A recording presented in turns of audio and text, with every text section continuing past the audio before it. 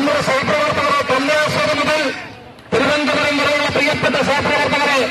എത്രയൊക്കെ തള്ളിയൊതുക്കിയാലും ഏറ്റവും കൂടുതൽ ആലപ്പുഴയിൽ നടന്ന സമരപ്പിൽപ്പോലും അതിക്രൂരമായി ജില്ലാ യൂത്ത് കോൺഗ്രസ് കമ്മിറ്റിയുടെ അധ്യക്ഷനടക്കമുള്ള പ്രവീണടക്കമുള്ള ആളുകളെ തള്ളിച്ചതച്ചാലും നമ്മൾ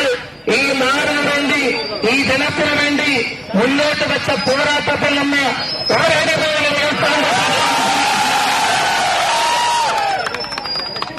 ഈ 9 ദിവസക്കാലം അതിനു മുമ്പ് നിർലോഭമായ പിന്തുണ നൽകിയ